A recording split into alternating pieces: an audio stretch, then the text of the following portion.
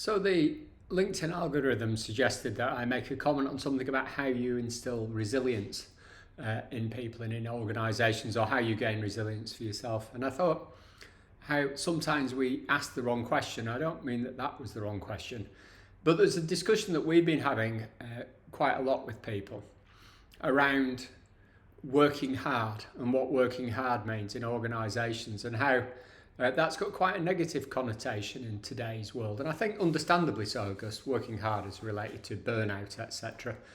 But I think there's an interesting one when you stop and look at that and think about how you might ask that question differently.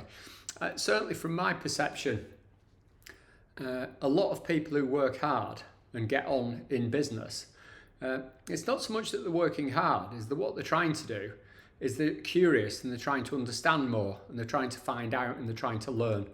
And that means that they put more time into things, and I think there's probably a perception they should do that either in their own time, or it leads to them working longer hours, because what they're trying to do is to develop an understanding of why they do things and try new things.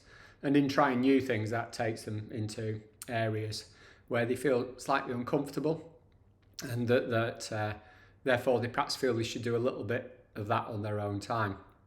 And that's a really interesting aspect to me, because it was part of the response on what engenders resilience. And there's no magic to this. This has been done in endless studies, and it's done in endless surveys and endless observations, and is reasonably peer reviewed in terms of what it is that adds up to helping drive resilience in people and what it is that hinders resilience. And the piece I put on, I made a comment about how when you think about your cardiovascular system, or you think about training muscles, you always put them into a state of stress so that they come back stronger.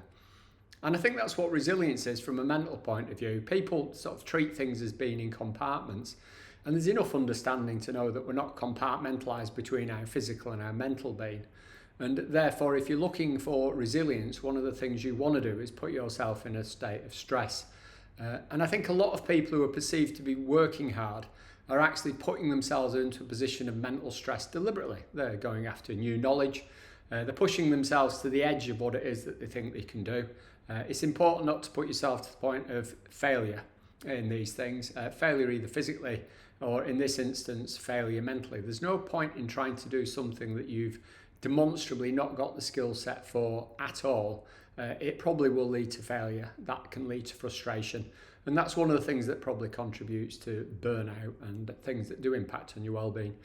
But I think for me, it was an opportunity internally to just sit there and go, yeah, I think hard work should be reframed for some people as a process of development and learning, where they are putting themselves, or we are putting ourselves, into a position of discomfort, because what we're doing is pushing the boundary.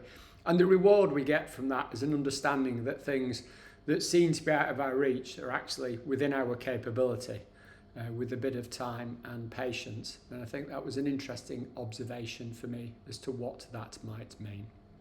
I hope that's worth a share.